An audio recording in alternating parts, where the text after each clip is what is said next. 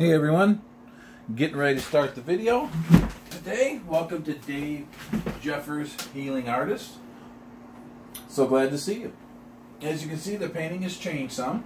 If you were with me for the very first video, you saw some of this happening here. This painting has now been turned over, so it's now what I consider upside down. Although it's tough sometimes to tell the painting of abstract, like I'm doing, what's upside down and what isn't. But I'm calling this the top and this the bottom. And the best way to get to the other side, of course, turn the whole thing over rather than try to reach over everything and get my hands involved in it and run my fingers through the paint where I don't want to, which I've done many times. The first video, as I was drawing and painting, we were talking about some of my past, why I created Dave Jeffers Healing Artist. And really what it comes down to, after years and years of going through what I did, in fact, go back to the first video to see what exactly I've come through if you didn't see that, so we don't rehash everything.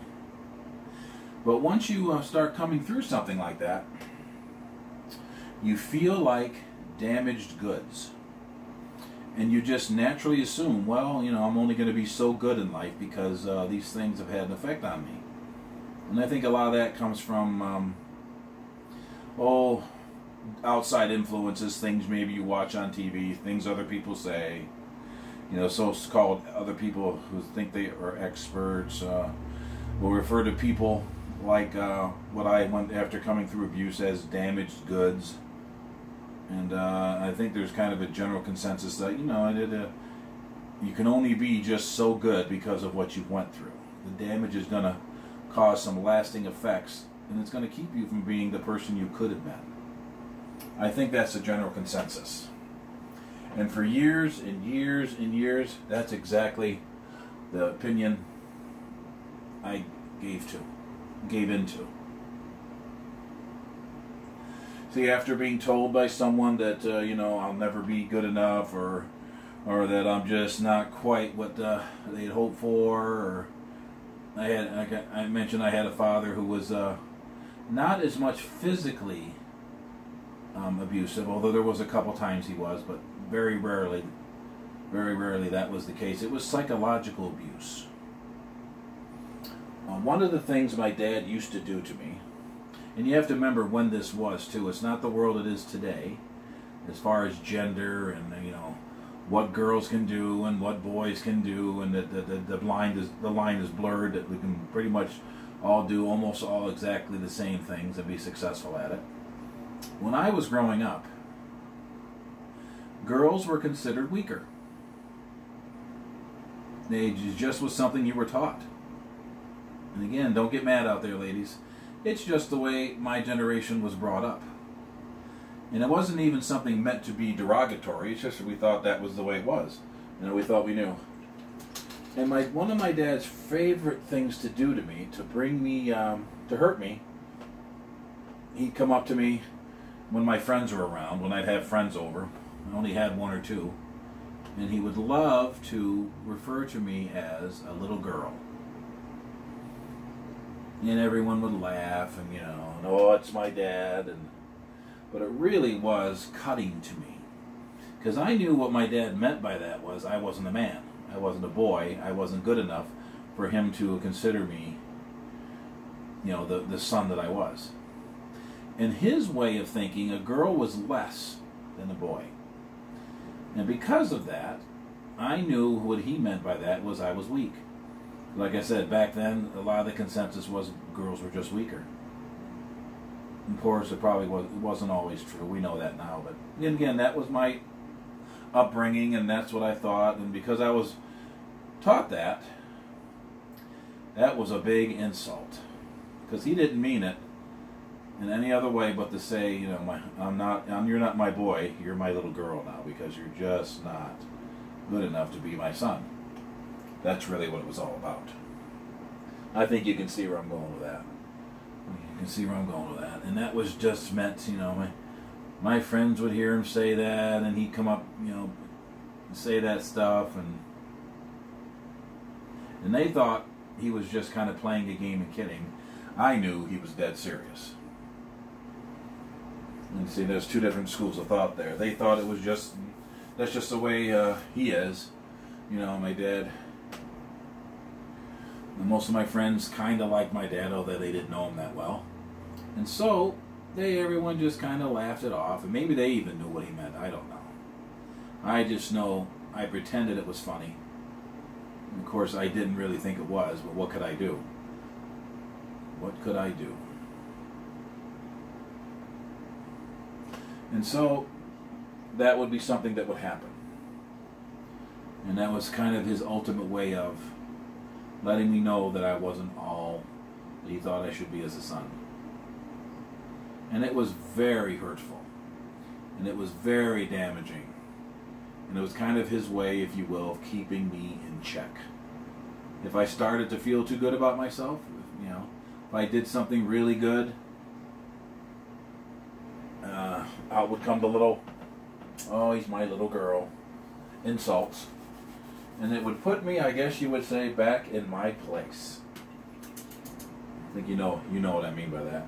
And it would get me to be quiet again and get me to understand that, you know, he's the great one and I'm not. And I'm just not quite what a son should be, kind of thing. Like I said, very hurtful, very damaging. Something I had to put up with. Couldn't really do anything about it, especially then because I was too little. And even though we did have some sense of, you know, adults could pretty much say what they wanted. It's a different world. It's a different world than it is today. Where some people would say, you know, that's very damaging what you're saying to them. They just all laughed it off and thought, oh, you know, we're all expected just to forget about it and go on with life. But I remember the anger it caused. And I remember, you know, how I hated it. And consequently really did hate him for a while. Again, refer to the first video and you'll see where the hate came from. And, you know, he just didn't make it any better. My dad was a quiet authoritarian. You wouldn't think he ruled the roost, sort of thing. The old saying meaning that, you know, he was in charge. He seemed to be very quiet and very not caring about stuff like that. But deep down, everyone in that house was very careful what they said, how they said it, and it just was something that was you know, that we just knew. It was a rule that we didn't talk about, but we knew it. Don't get him mad. You know, don't make him come after you, kind of a thing. Don't make him, my dad could really get you infuriated. Again, little sayings like, you know, there's my little girl, there's, you know, whatever. My dad was a very physically strong man. So he'd come up and grab you, you know, not hit you, but hold you into place and make sure, you know, let you know that you can't move, I'm too strong, and all that kind of stuff. That was his way of retaining control. And you always knew that, you know, you knew why he was doing it, and you knew there's nothing you could do about it. And when you're a young kid, and that is very scary. Any of you that have gone through abuse that may be watching this channel now, and I hope some people start to find this and find some encouragement in it, and find some knowing that, yeah, there are others out there that know exactly what you're going through. Maybe this sounds familiar. I mean, he wasn't beating on me, but then again, he was mentally. Everyone knew that he was in charge, and that you didn't want him to become angry, and you didn't want him to, you know, the good day was, you know, that your dad really didn't notice me. And then nothing was really said. He read his paper and he did his thing, and I would be up in my room doing my thing, artwork, whatever else, and we really didn't cross paths that much. That was really a good day, because it meant that no harm was done, and probably didn't have to, probably wasn't being called a little girl, and probably wasn't having my young manhood insulted, you know, I guess you would say. You know, because right away, wasn't feeling good about myself anyway because of the abuse, and then being challenged, not even being called a little boy, but derogatorily meaning calling me a little girl, and in his mind it meant, you know, you can't be my son, you must be my daughter. And that does hurt, because the intent it was met with. And so I went through a lot of that. Maybe some of you can identify. People who abuse find very creative ways to do it, do they not? They don't always do what you see on TV. You know, you watch a show on TV, and if someone's getting abused, if it's about that, if it's a police show or something, and you know, and sometimes it's obvious. Well, he's hitting her. Well, he's sexually abusing her. Well, he's sexually abusing him. But some people who are into abuse for whatever reason are very creative in how they do it. My dad had several ways of maintaining control and abusing in unusual ways. He was a master of doing his abuse really right in front of other people, but in such a way as you thought, oh, he's just kidding, he's a practical joker. And it wasn't meant for that at all. It was meant to be cutting and cruel. But he had a way of passing it off that allowed him to get away with it in front of people.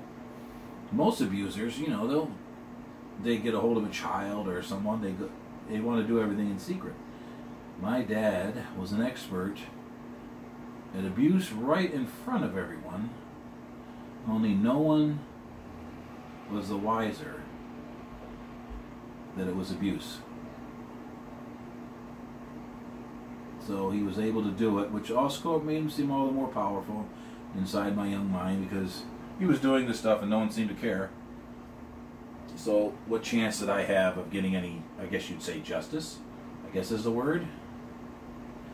You know, I just learned from an early age that, yeah, you know, everyone accepts it. Everyone's okay with it.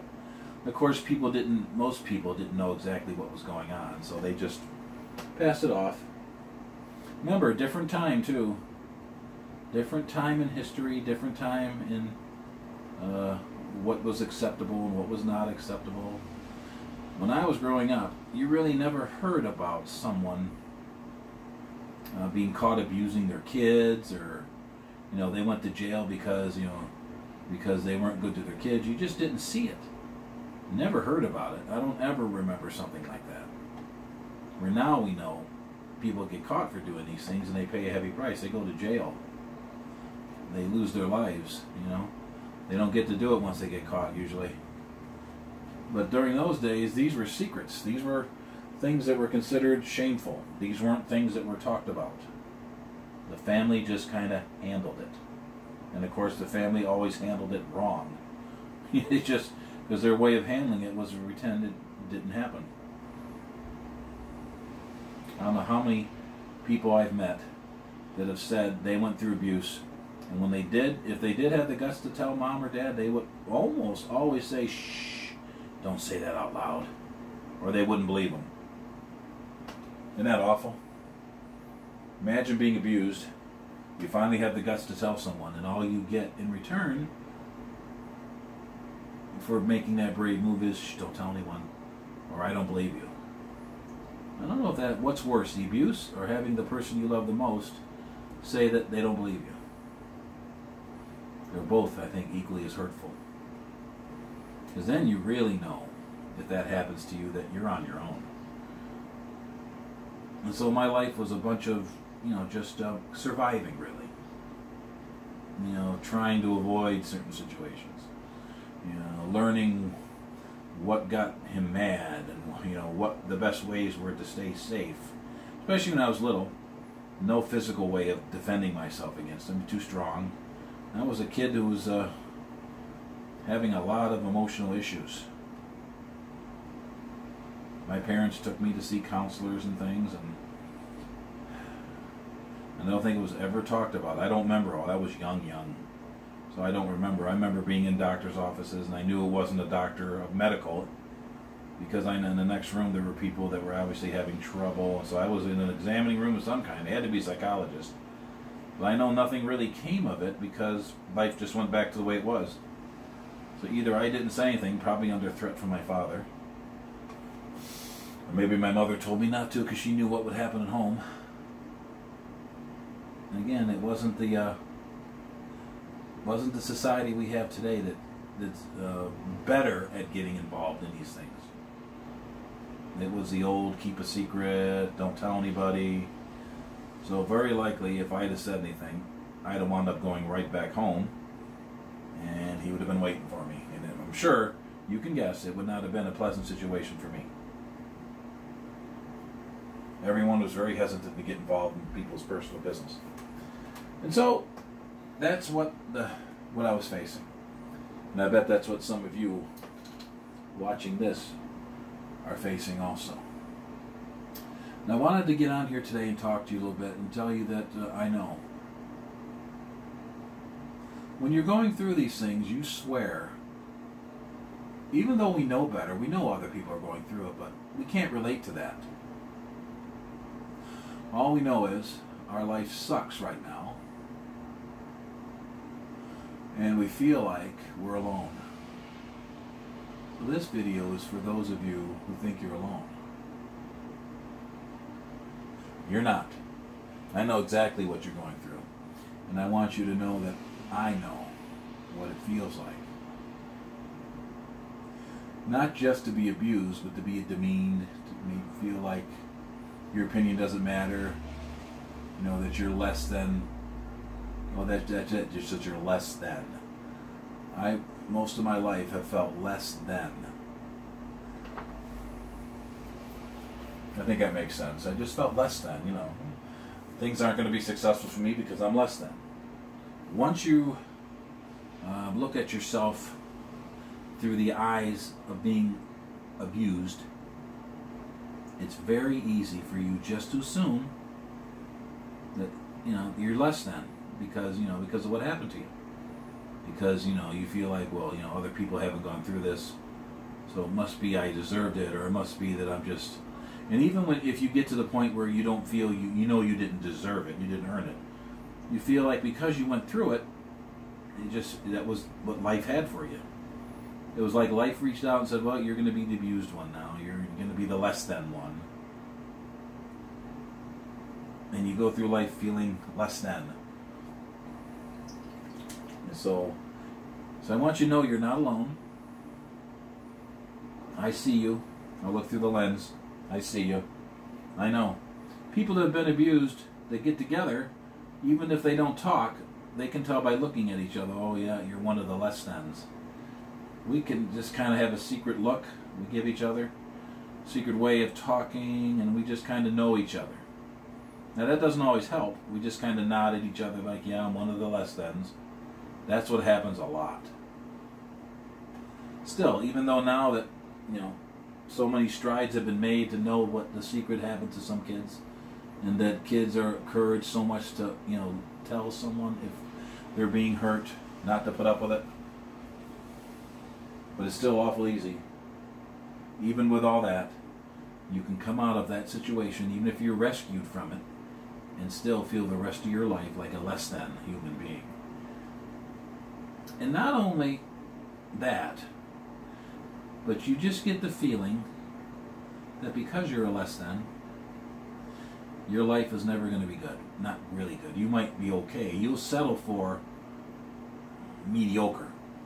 Mediocre will seem like a good thing because you've had a lot less than mediocre. And you've gone through a lot of things. And mediocre can be a safe zone.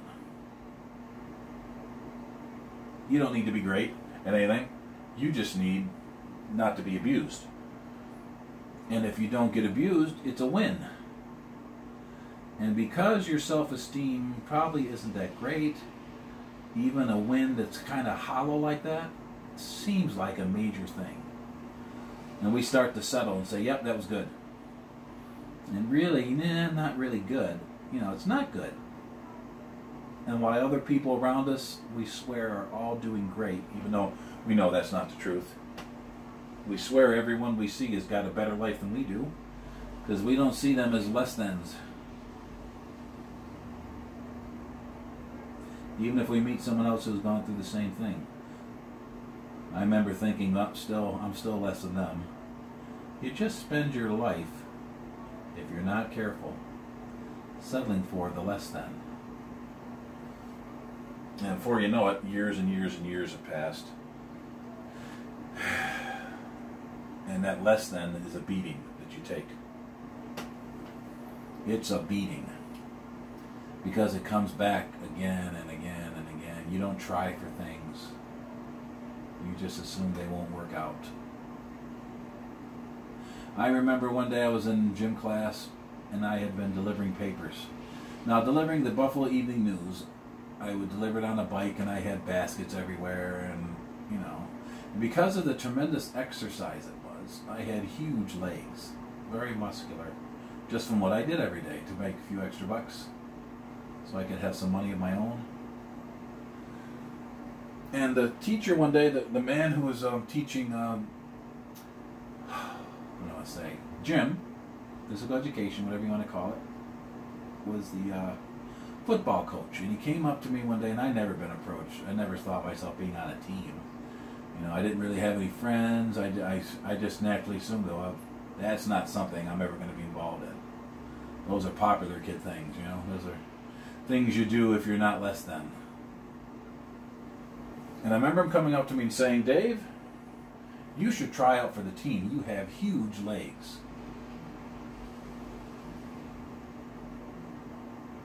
For a split second,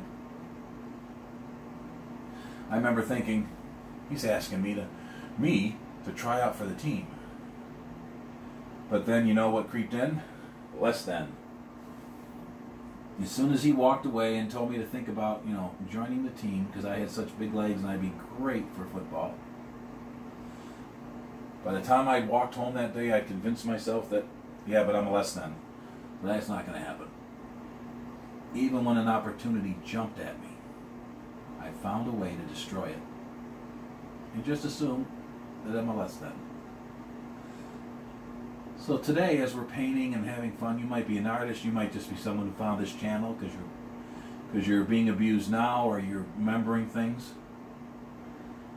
A lot of times when you're abused, you don't remember it all. You push it into the past. For years, I didn't remember the things my dad had done to me. They came out through dreams, terrible nightmares. And even though the nightmares didn't have him in it, I didn't, you know, the nightmares were all about what I was going through. And they were all about the horror that my life was, and the disappointment that it was, and the less than that it was. And so this video today is to start you thinking.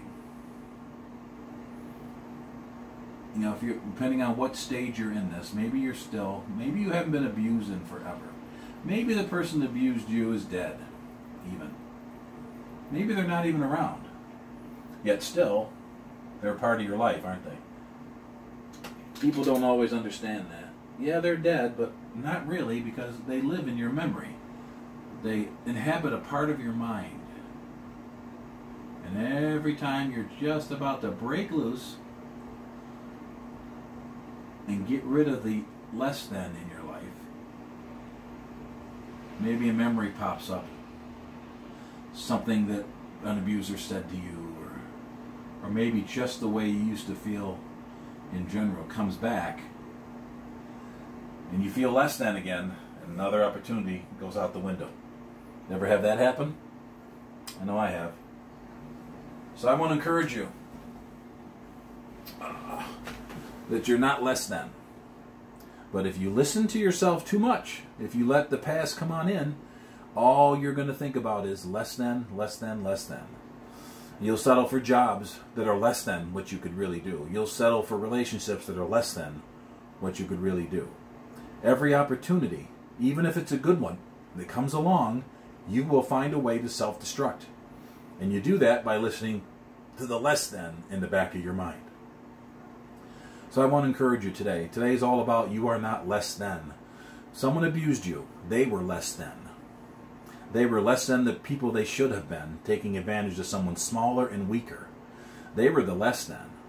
And if you're not careful, whether they're alive now, whether they died years ago, they're still living in your mind and they're still calling you less than. So the lesson of today is, remember, you are not a less than person. There's no limit to what you can do. And that really is the truth. So when your mind starts calling you less than, realize where it's coming from and refuse it. Now remember, I'm just someone who's been abused, who uses art to deal with it. I've used art since I was a small kid. I'm not a therapist, so this is not medical advice of any kind. I had to get therapy in order to get through any of my problems, in order to deal with it, to face it, and to realize where the voices inside my head came from. You know, that voice when you want to do something and then something says, you'll never be able to do that. That's the less than voice. So I want to encourage you that to keep on going. And if, depending on where you are, yes, get help. I had to have a counselor. I had to have someone to talk to that could explain to me why I was hearing the less than voice all the time. So today is all about less than and letting you know you are not less than. I'm so glad you spent some time with me today. Come back later. I'm going to keep on posting as much as I can when I feel I have something to share with you. This is just one person's life, mine, lived through abuse, coming back out. Am I 100% cured? No. I don't consider myself a cured person. I still sometimes deal with the less than voice. I still get angry when I shouldn't because I feel being controlled. And maybe we'll talk about that next time. Why are you angry? What's causing this anger? Even though you know it shouldn't be there, what is it? We'll talk about that next time. Thank you so much for sharing. If you're an artist, make sure you get your things out. We'll paint together. If you're just someone listening because you found on YouTube that someone's talking about abuse, I hope some of what I said can make you know that you're not alone and that you're not less than. You're more than anyone's ever told you you are. You just need to learn to believe it. Thank you guys so much for spending some time with me. I'll talk to you next time. Thanks again.